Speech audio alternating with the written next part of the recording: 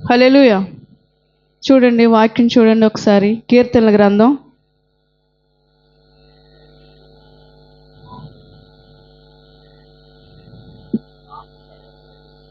139 కీర్తన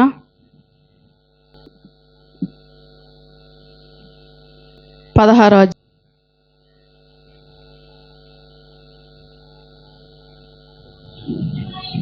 ఆ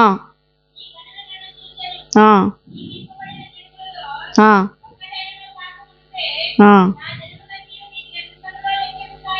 ఆ చాలండి. లెక్కితమలాయను. ఒకసారి చూడండి. నేను పిండమునై ఉండగా నీ కనులు నన్ను చూచెను. నియమింపబడిన దినములు ఒకటైనను కాక మునిపే నా దినములన్నయు నీ గ్రంథములో లిఖితమాయను. అంటే పిండముగా ఉన్నప్పుడు, అంటే ఇప్పుడు ఆడవాళ్ళు ఎక్కువ ఉన్నారు కాబట్టి నెల తప్పిన ముందు నుంచే యేసయ్యకి తెలుసంట. ఈ వాక్యం అదే. అంటే పిండమునై ఉండక మునిపే ఆ రోజు నుంచి కూడా మనం యేసయ్యకి తెలుసండి. ఎందుకంటే మనం అనుకుంటూ ఉండొచ్చు, నాకు అది తెలుసు, ఇది తెలుసు, అన్నీ నాకు తెలుసు అని అనుకుంటాం. కానీ తీరా మనకేమీ కూడా తెలీదు. దేవుడు ఈ లోకానికి వచ్చి తన ప్రాణత్యాగం చేశాడు అనేసి అందరికీ తెలుసు. కానీ మన కోసము ఎవరైనా ఈ లోకంలో ఎవరైనా త్యాగం చేసే వాళ్ళు ఉన్నారా అంటే అది ఎవరు కూడా లేరు. ఏదైనా సరే మనం ఏదైనా తెచ్చుకోవాలన్నా, ఏదైనా చేసుకోవాలన్నా ఆయన కృప ఉంటేనే మనకి జరుగుతూ ఉంటుంది. ఈ దేవుని యొక్క వాక్యం ఏమంటుందంటే, నమ్ముట నీ వలన అయితే నమ్మువానికి సమస్తము కూడా సాధ్యమే. ఫస్ట్ మనం నమ్మాలి. నమ్మకం లేకోకుండా ఏ పని కూడా చెయ్యం. ఎవరిని నమ్ముతామో తెలుసా? ఎవరు నమ్ముతామో తెలుసా?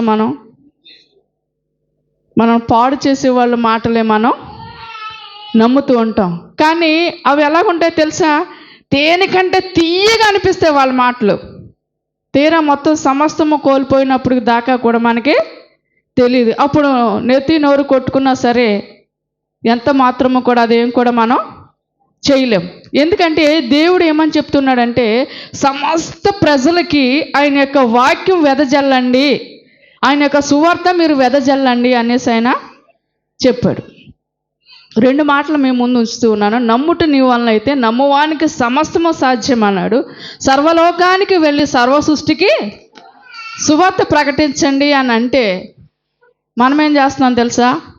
ఎక్కడైతే 2-3 కూడుకుని దేవుని మాటలు చెప్పట్లా. అవునా కాదా?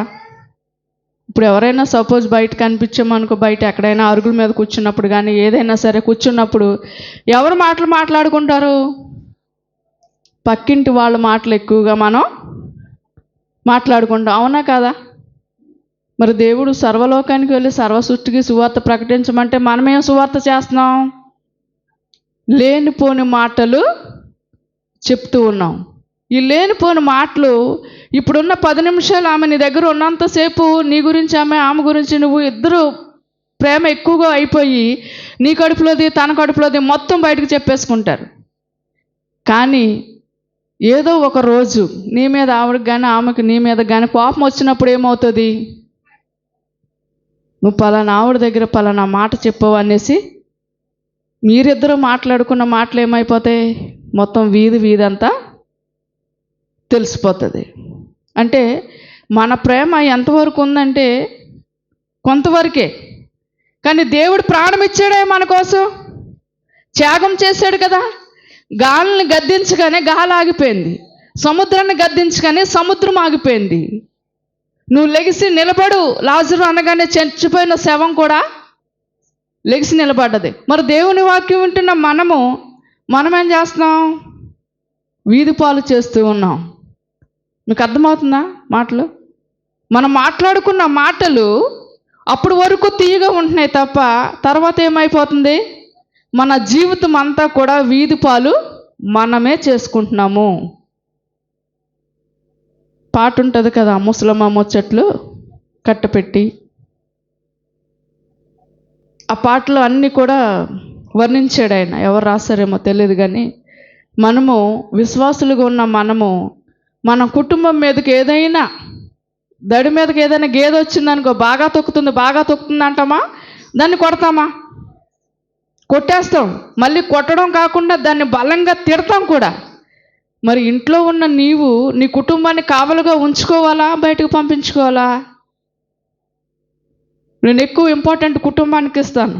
ఎందుకంటే ఫస్ట్ కుటుంబం బాగుందనుకో, బయట వాళ్ళ మాటలు మనకి వినిపిస్తూ ఉంటాయి. మంచిని సంపాదించుకోవాలి తప్ప చెడుని సంపాదించుకోవడం చాలా ఈజీ. మంచి రావాలంటే చాలా కష్టమవుతూ ఉంటుంది. చెడు రావాలంటే ఒక సెకండ్లో పడిపోతూ ఉంటుంది. ఎందుకంటే నీ బలము శాశ్వతం కాదండి. నీ బలము శాశ్వతం కాదు. నీలో ఉన్నది ఏది కూడా శాశ్వతం కాదు. దేవుడు ఒక మాట సెలవిస్తూ ఉంటాడు. ఏమంటాడంటే, ఆకాశమా ఆలకించుము, భూమి చెవియొగ్గుము అంటాడు. అంటే ఈ మధ్యలో మనం ఎవరమన్నా ఆకాశానికి భూమికి ఎవరు తిరుగుతున్నారో మధ్యలో మనం తిరుగుతూ ఉన్నాం. ప్రియ కుమార్తె అని చెప్పాడు ఆయన. ఆకాశానికి చెప్పాడు, భూమికి చెప్పాడు. మనుషులమైన మనము ఆయన మాట వినుకోకుండా పరుగులెడుతూ ఉన్నాం. మన జీవితం పరుగులు పెట్టేస్తూ ఉన్నాం. ఏది నిజం, ఏది అబద్ధం, ఏ పని చేస్తున్నాం? నిన్న శుక్రవారం రోజుని కొన్ని మాటలు నేను చెప్పి ఉన్నాను. శుక్రవారం ఎంతమంది వచ్చారు? హల్లెలూయా. శుక్రవారం రోజు నైట్ చాలా మంచి వాక్యం వెళ్ళింది. అంటే మంచి వాక్యం చెడు వాక్యం అని కాదు, కానీ కొన్ని విత్తనాలు ఫలిస్తూ ఉంటాయి. నేను ఒక మాట చెప్తూ ఉంటాను. ఒక తల్లి దగ్గరికి ఒక బిడ్డ వచ్చి, అంటే ఎలాగంటే తల్లి కొడుకు, ఈ తల్లి కొడుకులు ఇద్దరు కూడా అన్నం తినేశాక మాట్లాడుకుంటూ మొదలుపెట్టారు.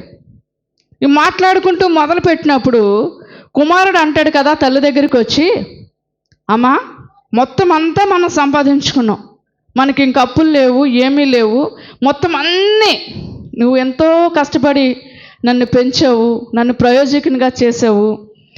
ఈ యొక్క రోజుల్లో దగ్గరికి 23 సంవత్సరాలు వచ్చేసినాయి కదా, కనీసం అమ్మ నీకేం కావాలని కూడా నన్ను అడగలేదేంటి? ఇప్పుడు అడుగుతూ ఉన్నాను, నీకేం కావాలో చెప్పమ్మా అని కొడుకు అడుగుతాడు. ఎవరిని? తల్లిని అడుగుతూ ఉంటాడు.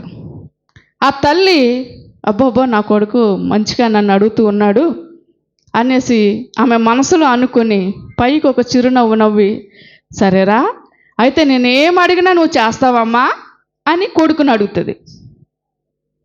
కొడుకుని అడిగినప్పుడు, సరే అమ్మా నువ్వేం చెప్పినా నేను చేస్తాను అన్నప్పుడు మాట మీద ఉండాలి రై, మాట తప్పకూడదని చెప్తూ ఉంటుంది. సరే అమ్మా నేను ఏదైనా చేస్తాను అన్నప్పుడు ఆ కొడుకుని దగ్గర కూర్చోబెట్టుకుని, ఒరే నువ్వు అంత బరువులు బాధ్యత నువ్వు పెట్టుకోవసరం లేదు, కానీ ఈ ఒక్కరోజుకి నా పక్కన పడుకో అమ్మా, నాకు భయం వేస్తుంది అనేసి తల్లి కొడుకుని అడుగుతుంది. భయం వేస్తుందా? సరేనమ్మా నేను పడుకుంటాను, నీ దగ్గరే ఉంటానమ్మా, నీ దగ్గర నేను పడుకుంటాను అన్నప్పుడు ఈ కొడుకు ఈ తల్లి భోంచేస్తారు కదా, అలా పడుకున్నప్పుడు ఏమవుతుందంటే తల్లి దగ్గుతూ ఉంటుంది. దగ్గు వస్తూ ఉన్నప్పుడు పక్కన పిల్లోడు ఉన్నాడు కదా, ఒరే బాబు కొన్ని మంచినీళ్ళు తేరా అన్నప్పుడు మంచినీళ్ళు తెచ్చి ఇస్తున్నప్పుడు ఈ గ్లాసు ఇలా తాగుతూ, ముసలామె కదా, ఈ గ్లాసు ఇలా తాగుతున్నప్పుడు వణుకు వచ్చి ఆ నీళ్లు తాగి పక్క మీద పడిపోతూ ఉంటాయి, పడుకున్న మంచం మీద పడిపోతూ ఉంటాయి. సరే అలాగా ఒకసారి అయిపోతుంది, మళ్ళీ రెండోసారి అయిపోతుంది, మళ్ళీ మూడోసారి కూడా ఇలాగే తాగడం ఓలిపేస్తూ ఉంటుంది. అంటే తనకు కావాలని చేసింది కాదు, తన శరీరము తనకు సహకరించట్లా. ఇక్కడ మీరు బాగా అర్థం చేసుకోవాలి. ఇప్పుడు ఈ యొక్క వస్తువుని నేను పట్టుకోవాలంటే నా చేతిలో ఏముండాలి? బలం ఉండాలి, రక్తం ఉండాలి, నరాలు సహకరించాలి ఇది నేను పట్టుకోవాలంటే. కానీ ఆ అబ్బాయి ఏమనుకున్నాడంటే, ఈ యొక్క 3 సార్లు కూడా కనీసం మంచినీళ్ళు ఇచ్చి ఇలా ఇస్తూ ఉన్నప్పుడు 3ఓసారి తిడతాడు వాళ్ళమ్మని. ఏం మంచినీళ్ళు ఇమ్మంటున్నావు, తాగుతున్నావు, పడేస్తున్నావు, ఎందుకా నన్ను పడుకోబెట్టుకున్నావు నువ్వు, అంటే నాకు నిద్ర లేకుండా చేద్దామన్నా నువ్వు ఇలా చేస్తున్నావు నువ్వు అనేసి వాళ్ళ అమ్మ మీద ఏం చేస్తాడు? కోప్పడతాడు.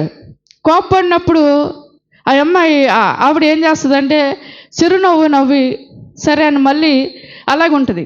మళ్ళీ నాలుగోసారి కూడా, అంటే రాత్రిలో మంచినీళ్ళు అవుతాయి కదా, చాలామంది దాహం వేస్తారు, చాలామంది చెంబుతో కూడా దగ్గర పెట్టుకుంటూ ఉంటారు.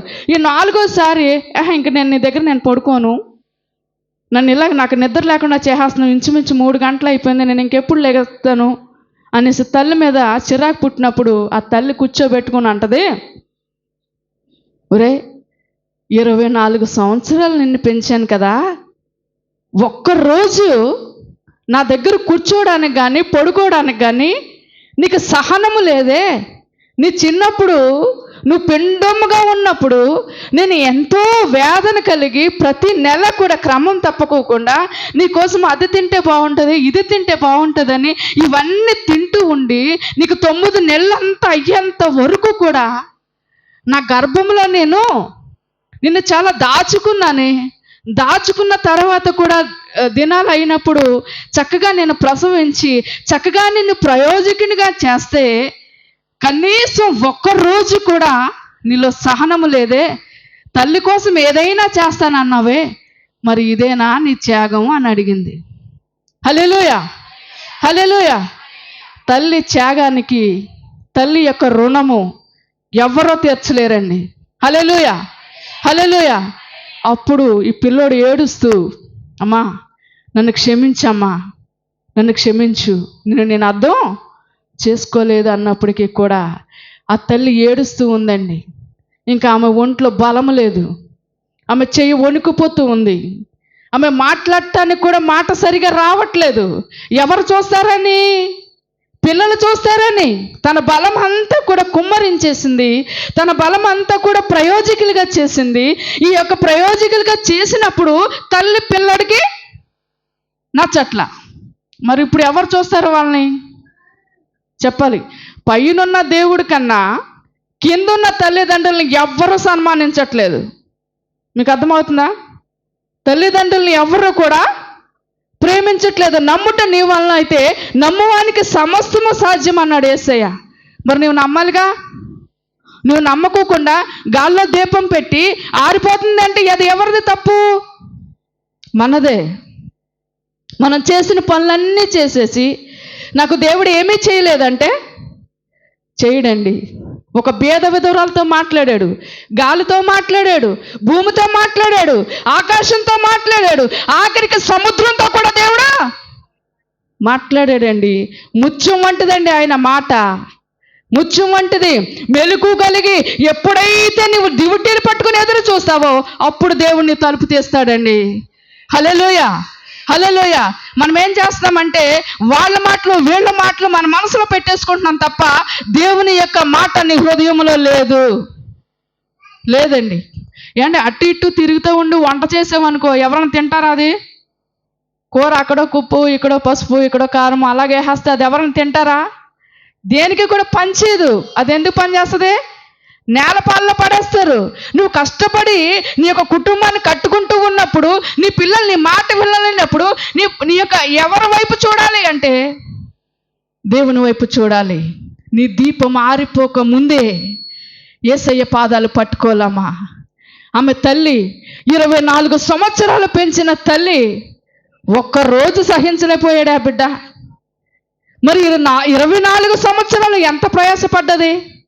అవునా ఏండి? భర్తలు లేని వాళ్ళు ఒకసారి చూడండి, ఆలోచించండి. చక్కగా చాలా సంతోషంగా అడుగు పెడుతూ ఉంటుంది పెళ్ళైన కొత్తలో ఒక్కొక్కటిగా తన కుటుంబం భారం అంతా నెత్తి మీద వేసుకున్నప్పుడు ఆ తోడుకోడలు వీళ్ళు వాళ్ళు అన్న మాటలన్నీ జ్ఞాపకం ఉంచుకున్నా సరే ఒక్కొక్కటిగా ఆనందము ఒక్కొక్కటిగా తొలగిపోతూ మూడు బారిపోయిన జీవితాలు ఎన్నో ఉన్నాయండి. ధనము శాశ్వతమా? బంధాలు శాశ్వతమా? మనుషులు శాశ్వతమా? మనం సంపాదించుకున్నది యావదంతా మనకు శాశ్వతమా? ఈ లోకములో మంచి సంపాదించుకోవడం చాలా కష్టం, చెడును సంపాదించుకోవడం చాలా ఈజీ అండి. దేవుడు ఒకటే మాట చెప్తూ ఉన్నాడు, నీ పిల్లల్ని నువ్వు చాలా అల్లారు ముద్దుగా పెంచుకుంటావు, కానీ నువ్వు పెంచుకున్న రోజులన్నీ నీకు తీయగా ఉంటాయి. కానీ వాళ్ళు ఎదురు తిరిగి మాట్లాడిన మాట, ఒక్కొక్క మాట గుణపల్లాగా మన గుచ్చుకుపోతూ ఉన్నప్పుడు ఆ బలము నీకు సహకరించదు. వాళ్ళు అన్న మాటలు తిరిగి నువ్వు మళ్ళీ ఏదైనా చేయాలన్నా సరే నీ శరీరము సహకరించదండి. మనకెవరు తోడుగా ఉంటారో తెలుసా? దేవుడు తోడుగా ఉంటాడు. నేను చాలా అనుభవంతో చెప్తూ ఉన్నాను. మనుషులందరూ విడిచిపెట్టేచ్చు, నేను నీకు చేస్తాను కదా, నీకు నేను ఉన్నాను కదా, నేను ఎన్ని సమస్తము నేను చేసి పెడతాను కదా అనేసి చాలామంది అనొచ్చు నీ ముందు. ఈ లోకములో మనం సంపాదించుకున్నది ఏదైనా ఉంది అంటే అది దేవుని ప్రేమ ఒక్కటే. హల్లెలూయా, హల్లెలూయా. దేవుడు వచ్చాడు, దేవుడు శ్రమలు అనుభవించాడు, దేవుడు చనిపోయాడనే తెలుసు తప్ప ప్రతి క్షణము మీకు నీడలాగుంటూ ఉన్నాడండి యేసయ్య. నా యేసయ్య గొప్ప వరాలు పొందినవాడండి. చాలామంది విశ్వాసులేంటి, చాలామంది సేవకులేంటి, చాలామంది దేవుని యొక్క వాక్యము చెప్పుతూ ఉంటే చాలామంది నిద్రించారండి. ఈ సంవత్సరంలో వాక్యం చెప్పుతూ ఉండగానే చనిపోయిన సేవకులు ఉన్నారు. వాళ్ళు చాలా ఉపవాసం ఉండి ప్రార్థన చేస్తూ ఉన్నప్పుడు వాళ్ళ ఆకలి కూడా చూసుకోరండి. మీరైతే టయాలకు తింటారు కానీ వాళ్ళ టయానికి తినరు. వాళ్ళ టార్గెట్ అంటే ఏంటో తెలుసా? అనేక మందిని దేవుని రాజ్యంలో కూర్చోపెట్టాలని. కానీ వాళ్ళ శరీరం అణుగుపోతూ ఉంది, వాళ్ళ బలము పోతూ ఉంది. మళ్ళీ వాళ్ళు చెప్పిన మాటలు మనం ఏం చేస్తాం తెలుసా? హేళన చేస్తూ ఉన్నాం, నవ్వుతూ ఉన్నాం.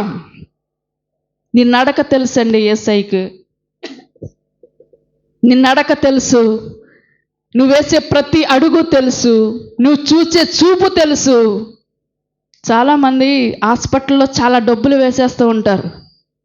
కనీసం దేవుని సన్నిధిలో నువ్వు హృదయపూర్వకంగా కానుకిస్తున్నావా? నువ్వు అంటే ఇక్కడేమ్మని కాదు, ఎక్కడైనా సరే నువ్వు హృదయపూర్వకంగా యేసయ్యా నన్ను ఎంతగా దీవించావే నువ్వు అనేసి నీ హృదయంతో కానుక తెస్తున్నావు. నువ్వు విరిగి నలిగిన మనసు ఇస్తున్నావా? నీ హృదయము దేవాలయంగా మార్చబడాలని ఇక్కడ వాక్యం సెలవిస్తూ ఉంటుంది. నీ యొక్క హృదయం అంతా ఎవరి వైపు ఉంది? అరుగుల మీద కూర్చున్న వాళ్ళ మనసుల్లో మీరు ఉంటూ ఉంది. దేవుని యొక్క వాక్యం ఏం చేస్తా తెలుసా? మన బ్రతికిస్తుందండి, మనల్ని బ్రతికిస్తూ ఉంటుంది, చిగురు పుట్టింప చేస్తూ ఉంటుంది. అన్న ఎక్కడ మొరపెట్టింది? అందరూ ప్రజలు, తన భర్త కూడా హేళన చేశాడు. నువ్వు గొడ్డుమొద్దానువు, నీకు పిల్లలు పుట్టరు, అందరూ హేళన చేసినప్పుడు ఆమె ఎవరి వైపు చూసింది?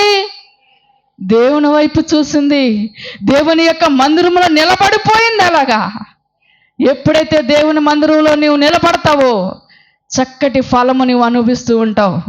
హల్లెలూయా, హల్లెలూయా. నువ్వు చేసుకున్న సమర్పణ ఎవరికి తెలియాలో తెలుసా? దేవునికి తెలియాలి. ఒక భేద విధవరాలు దేవుని లక్ష్య పెట్టాడే, నిన్నెందుకు లక్ష్య పెట్టాడు? లక్ష్య పెడతాడు. ప్రతి ఒక్కరిని చూస్తూ ఉన్నాడు ఆయన. చెయ్యిలాగి నువ్వు వదిలేచ్చేమో కానీ దేవుడు నిన్ను విడిచిపెట్టాడండి, నిన్ను విడిచిపెట్టాడు. మనం పిండముగా కాకముందే మన తలరాతను తెలిసిన వాడండి నా దేవుడు. హల్లెలూయా, హల్లెలూయా. నువ్వు ఇలాగుండాలి, అలాగుండాలి, నేను ఎలా చేయాలంటే అది జరగదు. నువ్వెవరు అనుకోవడానికి? నా యేసయ్య రాతను మార్చే దేవుడు. హల్లెలూయా, హల్లెలూయా. నేను ఎప్పుడు ఒకటే ప్రార్థన చేస్తాను, యేసయ్య ఇది నువ్వు ఇచ్చావంటే ఈరోజు నాకు చాలు యేసయ్య. ఎప్పుడైతే తగ్గించుకునే గుణము నీలో ఉంటుందో, ఎప్పుడైతే ఒదిగే గుణము నీలో ఉంటుందో, ఎప్పుడైతే ఎదుటి వాళ్ళకి మాట విని నువ్వు వాళ్ళ మీదకి దెబ్బలాటగా వెళ్ళావు అనుకో, నీ నోరు బయటపడుతూ ఉంటుంది. నీ కుటుంబం అంతా అల్లరి పాలైపోతూ ఉంటుంది. ప్రజలందరూ అనుకున్నారంట దానియేలుని చూసి, ఈ దానియేలుని ఏమైనా సరే వీధి పాలు చేసేయాలి అనేసి అనుకున్నారు. కానీ దేవుడు విడిచిపెట్టాడా? రాజు విడిచిపెట్టేశాడు, కానీ దేవుడు విడిచిపెట్టాడా? విడిచిపెట్టలేదండి. ఏ ప్రజలైతే వీధిలోకి లాగారని చూశారో ఆ దానియేలుని ప్రజలందరూ ఎదుట ఇలాంటి నమ్మకమైన వ్యక్తి ఎవ్వరూ లేరని సాక్ష్యం ఇచ్చాడండి. హల్లెలూయా, హల్లెలూయా. నువ్వు అనుకుంటూ ఉండొచ్చు, నా చేతిలో ఏమీ లేదు కదా, నేను ఒంటరిదాన్ని, నేను అన్నీ కూడా సుడిగుండాల్లో మూలిగిపోయి ఉన్నానే, నాకు బలము సహకరించట్లేదు, నా యొక్క రోగము నన్ను వెంబడిస్తూ ఉంటుందే అని నువ్వు భయపడుతూ ఉండొచ్చు. దేవుడు కాళ్ళు ఇచ్చాడు కదండి, దేవుడు చేతులు ఇచ్చాడు కదా, దేవుడు మంచి మాట ఇచ్చాడు కదా, మరి ఇంకా ఏం కావాలి మనకి? పాపం నోరులేని వాళ్ళు చూసారా, పాపం మోగోళ్ళుగా, పాపం వాళ్ళ జీవితం అంతా కూడా చనిపోయేంత వరకు కూడా వాళ్ళు మోగగానే బ్రతుకుతూ ఉన్నారే. కళ్ళుండి అన్ని చూసి కూడా మనం అంధత్వంలోకి వెళ్ళిపోతూ ఉన్నాం. దేవుని యొక్క వాక్యము అనేక మందికి మనం పంచట్లా. మన కళ్ళు ఏం చేస్తున్నట్టు అలా గుడ్డితనమును మనమే కలుగు చేసుకుంటూ ఉన్నాం. మనం ఎంత సంపాదించామన్నది కాదండి ముఖ్యము, నువ్వు దేవునికి ఎంతవరకు ఉపయోగపడుతున్నావు అన్నదే ముఖ్యము. ఎప్పుడో వస్తుంది, ఎప్పుడో చూద్దామంటే అది రోజులు కాదు, ఎప్పుడు ఎలాగుంటామో తెలియదు. ఈరోజు చూసిన వాళ్ళు రేపు ఉండట్లా. ఇంకా ఎందుకు మనకు గర్వం? ఇంకా ఏముంది చేయడానికి? ఇంకా ఏమన్నా ఉందా నీ దగ్గర? ఆ యొక్క 24 సంవత్సరాలు పెంచిన తల్లినే ఆ బిడ్డ ఒక్కరోజు సహించలేకపోయాడే. పిల్లలు ఎంతవరకు పక్క తడిపేస్తూ ఉంటారు. 5 సంవత్సరాలు వచ్చేంతవరకు కూడా పిల్లలు ఏం చేస్తారు? మంచం మీద టాయిలెట్ పోస్తూనే ఉంటారే. కానీ ఆ తల్లి ఏమైనా విసుక్కుంటుందా? విసుక్కోదు. దేవుని ప్రేమ కూడా అంతేనండి. హల్లెలూయా, హల్లెలూయా. మొదట ఆయన నీతిని, ఆయన యొక్క రాజ్యాన్ని ఎప్పుడైతే నీ వెతుకుతావో నీ కుటుంబం చుట్టూ దేవుని దూత కావాలా ఉంటూ ఉంటుంది. హల్లెలూయా, హల్లెలూయా. నమ్ముట నీ వల్లైతే నమ్మువానికి సమస్తము సాధ్యమే. అడగాల మీరు, యేసయ్యా నేను ఎంత ప్రార్థన చేస్తున్నాను కదా, నాకెందుకు నువ్వు చేయవు అని ఎప్పుడైతే మీరు నడుం కట్టుకుని అడుగుతారో అప్పుడు మీ ప్రార్థన ఆలకిస్తాడండి. ఒక ప్రత్యేకమైన రోజు నీవు ఏర్పరచుకోవాలి. దేవునితో మాట్లాడాలంటే ఆషామాషి విషయం అనుకుంటున్నారు మీరు? ఒక రాజకీయ వ్యక్తితో మాట్లాడాలంటే సిద్ధపాటు కలిగి ఒక వారం రోజుల నుంచి నువ్వేం చేస్తావు? నేను అలా కావాలి, నేను ఎలా చేయాలి, ఏం మాట్లాడాలి అనేసి నీలో నీవే తహన పడుతూ ఉంటావు. కానీ దేవునితో మాట్లాడాలంటే నీకు భయం లేదా? సర్వ సృష్టికర్త అయిన రోషము కలిగిన దేవుడు, ఆ యొక్క రోషము కలిగిన దేవుని మాటని వెదజల్లుతూ ఉన్నప్పుడు నీలో ఎంత పట్టుదల ఉండాలి. చాలామంది అనుకుంటూ ఉంటారు, మొన్న మేము నిడదోలు వెళ్ళి వస్తూ ఉన్నప్పుడు ఒక చర్చ్ ఉంది అక్కడ. ఆ చర్చి చిన్న చర్చి, మనకులాగే చిన్న చర్చి అయ్యుండి కూడా పాపం వాళ్ళకి చుట్టూ ప్లాస్టింగ్ చేయించుకున్నారు. కానీ ఆ చర్చికి పెయింటింగ్ లేదు, ఏం లేదు, పెయింటింగ్ లేదు. నేను చాలా రోజుల నుంచి నేను అలా వెళుతూ ఆ చర్చి నేను చూస్తూ ఉంటాను. అక్కడికి వెళ్ళి ఒక 10 నిమిషాలు కూడా నేను ప్రార్థన చేసుకుంటూ ఉంటాను. నిన్నే అనుకుంటా అయ్యగారు నేను వెళ్ళినప్పుడు, ఏంటి ఇది చాలా రోజుల నుంచి నేను చూస్తూ ఉన్నాను, ఇప్పుడైనా కలర్ వేసుకుంటారేమో అనేసి చూస్తున్నాను, కానీ అది అవ్వట్లేదు కదా, మన ఇద్దరమే వెళ్ళి చుట్టూ చర్చికి కలర్ వేసేద్దామండి అనేసి అన్నాను నేను. హల్లెలూయా, హల్లెలూయా. మనకు పేరు గొప్ప కాదు. ఎప్పుడైతే దేవుని యొక్క మందిరాన్ని నీవు ప్రేమిస్తావో అనేక మందిని నీవు ప్రేమిస్తూ ఉంటావు. మీరు అనుకోవచ్చు మీకే తింటాకలేదు, మీరేం చేస్తారా అని అనుకోవచ్చు. కానీ 5 కేజీలు సిమెంట్ కొనే శక్తి నాకు ఇచ్చాడు, చేతులు ఇచ్చాడు కదా. ఆ చేతులు ఎవరికి ఉపయోగించాలి? దేవుని మందిరానికి ఉపయోగించాలండి. దేవుడు చూస్తున్నాడమ్మా మిమ్మల్ని, ప్రతి ఒక్కరిని లక్ష్య పెడుతూ ఉన్నాడు. ఆ బలము, మన చేతిలో ఉన్న బలాన్ని ప్రతిరోజు తింటున్నాము, కూర్చుంటున్నాము, ఆ ఫోన్తో పట్టుకుని ఇలా లాగుతూ ఉన్న ఆ రోజు అయిపోతూ ఉంది. నువ్వు పిండముగా ఉన్నప్పుడే దేవుడు నిన్ను లక్ష్య పెట్టినప్పుడు, మా అయితే పిండముగా ఉన్నప్పుడు ఎన్ని నెలలు ఉంటావు నువ్వు కడుపులో? 9 నెలలు ఉండొచ్చు, 10 నెలలు ఉండొచ్చు. అప్పుడే దేవుడు నిన్ను లక్ష్య పెట్టినప్పుడు పుట్టిన కానించి నువ్వు బ్రతుకు దినములన్నీ లక్ష్య పెడుతున్నాడే. మరి ఆ మాట లెక్క చేయరా మీరు? నీ మాట ఎలా ఉండాలి తెలుసా? రోషము కలిగిన వాడిగా ఉంటూ ఉండాలి. దేవుని యొక్క వాక్యము వెదజల్లుతూ ఉన్నప్పుడు పనికొచ్చే పాత్రగా మార్చబడాలి. అయ్యో నా జీవితంలో ఇంకా ఏదైనా ఉందేమో, ఏదైనా కొరత ఉందేమో, నేను మార్చుకోవాలి, నా యేసయ్యకి నేను ఏమైనా చెయ్యాలని. అండి ఒక గ్లాస్ కొనడానికి శక్తి లేదా మీకు? ఉందా లేదా? చేతులు ఎత్తండి మీరు. ఒక స్టీల్ గ్లాసు చర్చిలోకి గ్లాస్ కొనడానికి లేదా? నాకుంది. హల్లెలూయా, హల్లెలూయా. గ్లాస్ ఏంటి? ప్రతి ఒక్కరూ 10 రూపాయలు వేసుకుంటే అది ఎన్ని రూపాయలు అవుద్ది? 200 రూపాయల పైన అవుతాయి. అంటే బాగా లేనోళ్ళకి అందరూ అనుకుంటారు వాళ్ళు ఎవరో రావాలి, వాళ్ళు ఏదో చెయ్యాలి, వాళ్ళు చేస్తారు కదా అని అనుకుంటాం. ఏంటి మనమేంటి, మన విశ్వాసం ఏంటి? కూర్చుని వెళ్ళిపోవడం కాదే. మరి నీ హృదయంలో దేవుని యొక్క దేవాలయంగా మార్చబడినప్పుడు నీ యొక్క దేవాలయం అలా ఖాళీగా ఉంచుకుంటావా, నింపుకుంటావా? నింపుకోవాలండి. దేవుడు ఇంత మంచి వాక్యాన్ని ఇచ్చినప్పుడు ఆ యొక్క వాక్యాన్ని మనం ఏం చేయాలంట? మన హృదయంలో బదలపరుచుకుని అనేక మందికి రిలీజ్ చేయాలి. ఎప్పుడైతే నువ్వు రిలీజ్ చేస్తావో అప్పుడు అనేక మందికి నీ యొక్క మాట సెలవిస్తూ ఉంటుంది. నేను ఎప్పుడో ఒక ఆవిడకి చెప్పాను, అండి ఇంటికడ టైం కుదరట్లేదండి, నేను చర్చికి రావాలంటే ఇక్కడ పనులు అవి కుదరట్లేదు, ఎలాగా ఏంటో అర్థం అవట్లేదు అని చెప్పినప్పుడు ఆమెతో నేను ఒకటే మాట అన్నాను, నువ్వు ఎప్పుడొచ్చినా దేవుని తలుపులు తీసే ఉంటాయి, నీకు ఎప్పుడైతే ఖాళీగా ఉంటావో అప్పుడు నువ్వు వచ్చి ప్రార్థన చేసుకోమ్మా అని అన్నానంట. నేను ఆవిడతో అన్న మాట నేను మర్చిపోయాను, కానీ ఆ ఒక చిన్న మాటతో పట్టుకుని ఆమె ప్రతి ఆదివారం వచ్చి ప్రార్థన చేసుకుంటుందండి. హల్లెలూయా, హల్లెలూయా. పనికొచ్చే మాట అనేక మందికి ఏం చేయాలంట? నువ్వు పంచి పెడుతూ ఉండాలి.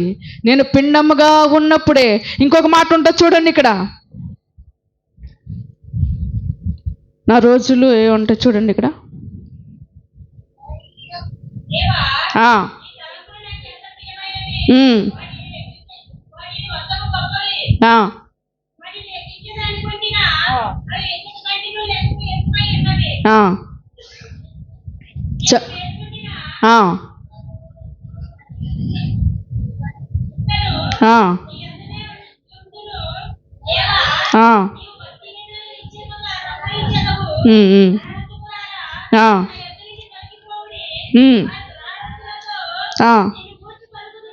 చాలండి, చాలు. దేవుడు ఏమంటున్నాడంటే, నేను పిండముగా ఉన్నప్పుడే నా రోజులు నీకు తెలుసు యేసయ్యా. లిఖితమవుతాయంట. ఎక్కడ లిఖితమవుతాయి?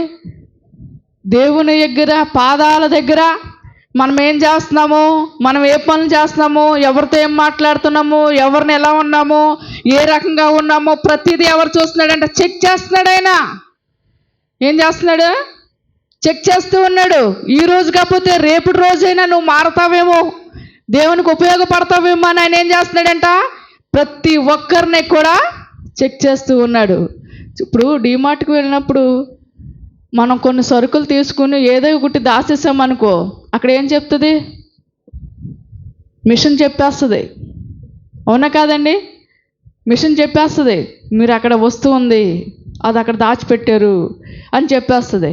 నువ్వు ఎన్ని డబ్బులు అయితే తీసుకెళ్ళావో, ఆ ఏ లిస్ట్ అయితే వచ్చిందో ఆ లిస్ట్కే డబ్బులు కట్టి ఇది ఉన్నది పక్కన పెట్టేసామనుకో, అది అందరి ముందు ఏమవుతుంది? నవ్వులు పాలైపోతూ ఉంటాం. దేవుని దగ్గర ఎకసకాలుగా మనం ఉండకూడదండి. నేను ఎలా ఉండాలి, అలాగ ఉండాలనుకో నువ్వు అనుకుంటే సరిపోదు. దేవుని యొక్క తీర్పు ఒక రోజు ఉంది. ఆ యొక్క తీర్పులో నిలబడిన రోజున నువ్వు తలెత్తుకోవాలి తప్ప తప్పు చేసిన దానిగా తల దించుకోవడానికి ఒప్పుకోకూడదు. ఇప్పుడు నీ చేతిలో ఏముంది? బలం ఉంది, విశ్వాసం ఉంది. ఎప్పుడైతే నువ్వు ఎలాగ వాక్యం చెప్పాలో, ఎలాగ నీ యొక్క వాక్యము అనేక మందికి పంచి పెట్టాలి. అండ్ బైబిల్ చెప్పవసరలా, నమ్ముట నీ వాళ్ళైతే నమ్మువానికి సమస్తము సాధ్యం అన్నారండి. ఈరోజు వాక్యము అన్న మాట రాదా మీకు? వస్తుంది కదా. ఈరోజు చర్చిలో వాక్యం ఏం చెప్పారా అంటే, నమ్ముట నీ వాళ్ళైతే నమ్మువానికి సమస్తము సాధ్యం అన్నారండి. మనం నమ్మట్లేదు, అందుకే మనకు వాక్యము అర్థం అవట్లేదు. మళ్ళీ భయం లేదు. భయం ఉంటే అందరూ వచ్చేస్తారు, చక్కగా అందరూ వింటారు. అండి ఒక రోగిష్టి వ్యక్తి దగ్గరికి వెళ్ళి, ఒరే నీకు ఇలా రోగం వచ్చేసింది, నువ్వు చచ్చిపోతావంట అని అంటే ఆ మనిషి ఉంటాడా, బ్రతుకుతాడా? చచ్చిపోయే ముందు ఇంకా ముందే చచ్చిపోతాడు. ఆ మాట ఏం చేస్తుందంట? వాళ్ళని భయం పెట్టేస్తుంది. మరణం అంటే ఎవరికైనా భయమే, ఎవరికైనా సరే భయమే. కానీ నీ నోటు చిరునవ్వు పుట్టించాలని నా దేవుడు ఎంతగానో చూస్తూ ఉన్నాడండి. హల్లెలూయా, హల్లెలూయా.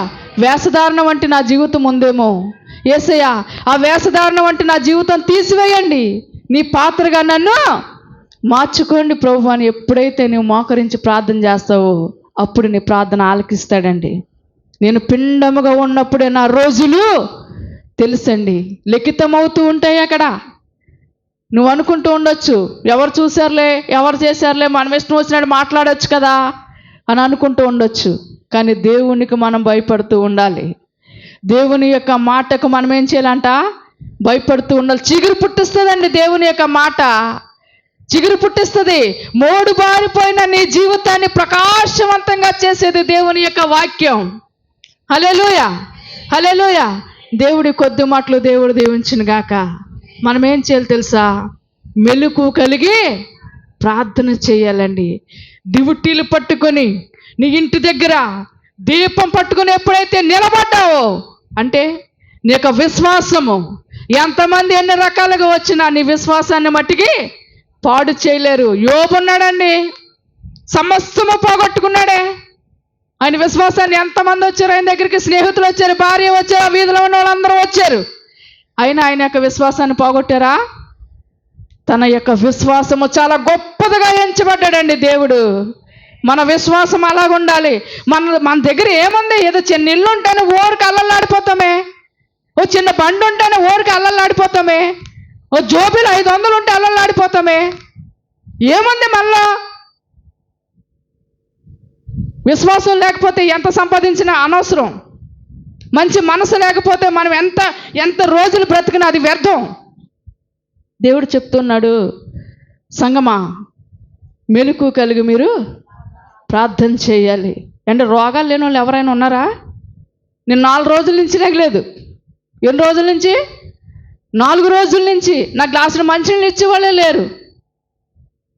అప్పుడు నేను అనుకున్నాను అనమాట, యేసయ్యా నువ్వు సర్వలోకానికి వెళ్ళి సర్వ సృష్టికి సువార్త ప్రకటించమన్నావు, నమ్ముట నీ వల్ల అయితే నమ్మువానికి సమస్తము సాధ్యం అన్నావు కదా, నేను నమ్ముతూ ఉన్నాను యేసయ్యా, ఆదివారం నాటికి నన్ను నిలబెట్టే యేసయ్యా అని ప్రార్థన చేసుకున్నాను.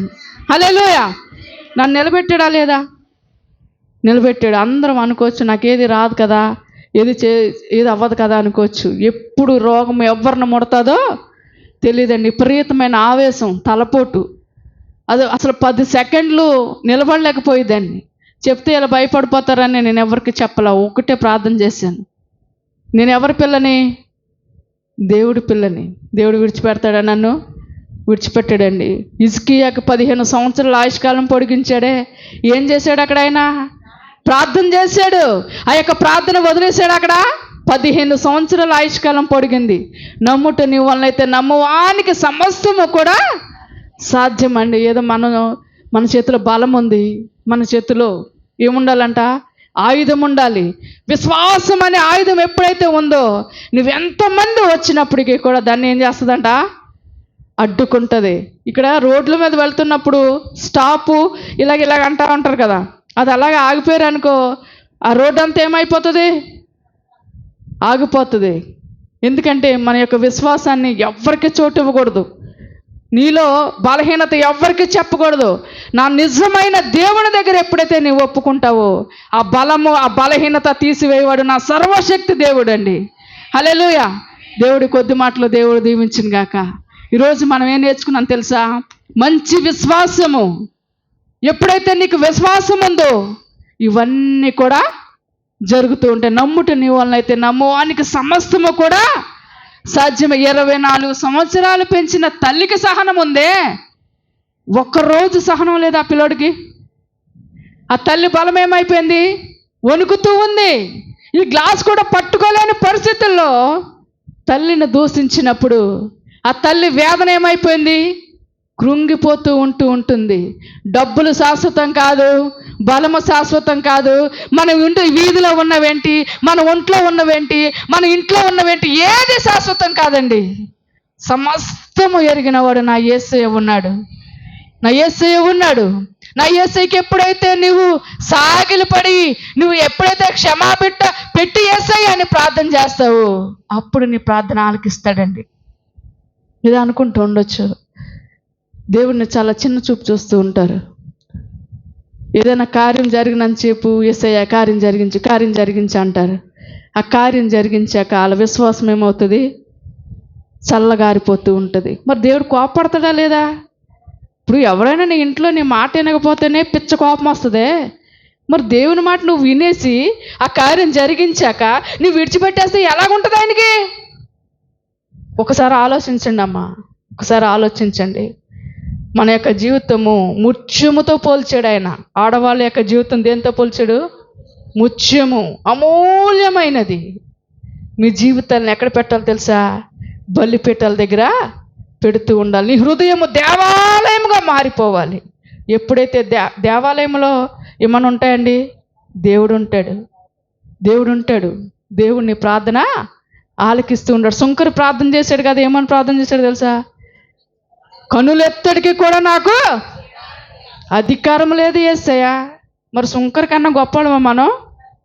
అసలు దేనికి కూడా పనిచేయమే, నిలబడటానికి కూడా మనకు బలం లేదే. ఒక 2-3 గంటలు నిలబడమంటే నిలబడతామా? మనకు బలం సరిపోతుందా? సుంకరు ప్రార్థన చేశాడండి, కళ్ళు ఎత్తడానికి కూడా నేను సరిపోను ప్రభువా.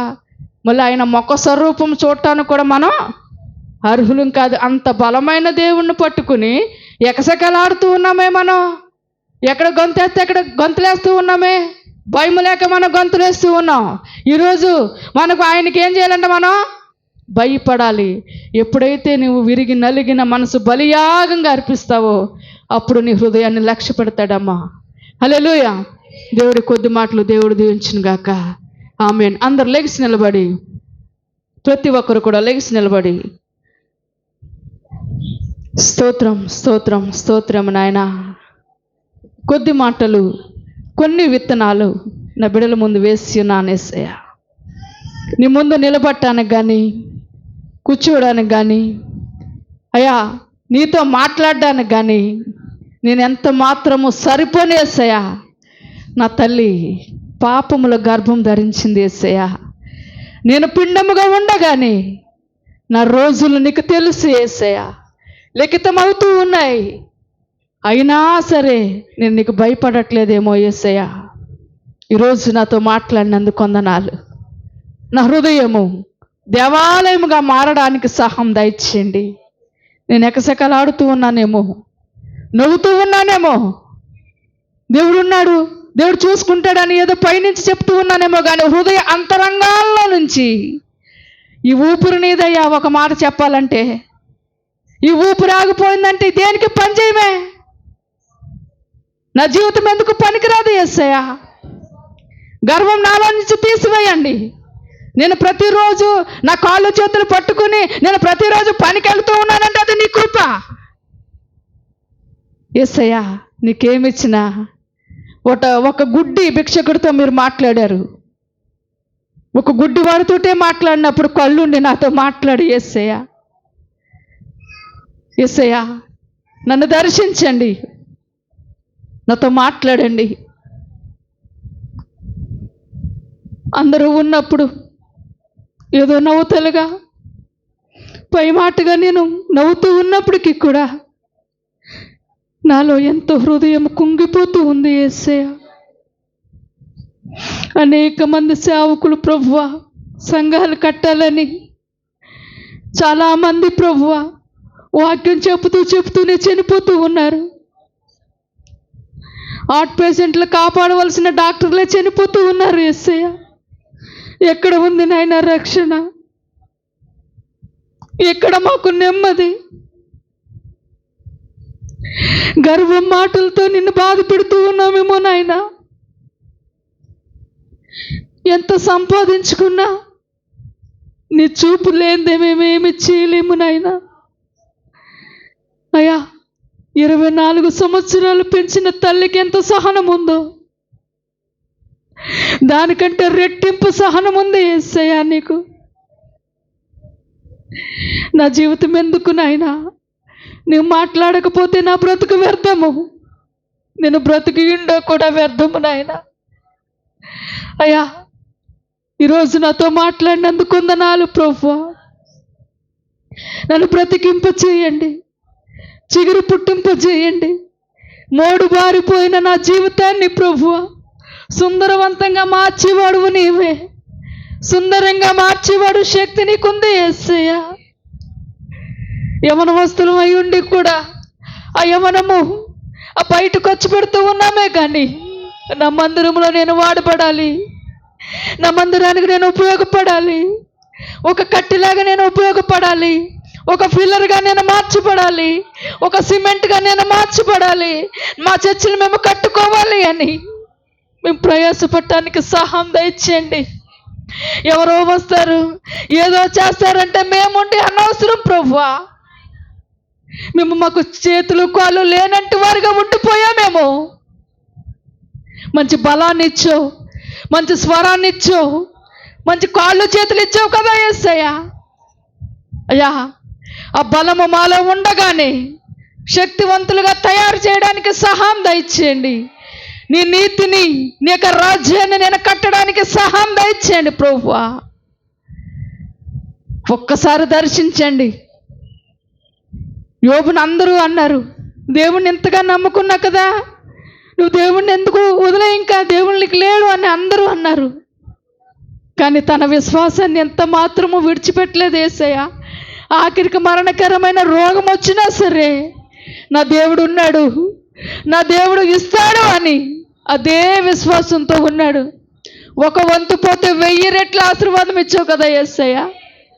అటువంటి ఆశీర్వాదం మాకు దయచేయండి, అటువంటి విశ్వాసం మాకు దయచేయండి. మాట ఇచ్చి తప్పుతూ ఉన్నామేమో యేసయ్య నీ మందిరంలో, మాట ఇచ్చి నెరవేర్చే వారిగా మా పాస్టర్ గారికి మేము ఆధారంగా నిలబడడానికి సహాయం దయచేయండి. ప్రతి వీధికి వెళ్ళి సువార్త ప్రకటించడానికి సహాయం దయచేయండి. బలమైన డ్యూటీ వలె మేము ఉండడానికి సహాయం దయచేయండి. మా ఇంట్లో వాళ్ళు ఎవరైనా ఏదైనా అంటే వారమంతా ఏడుస్తామే.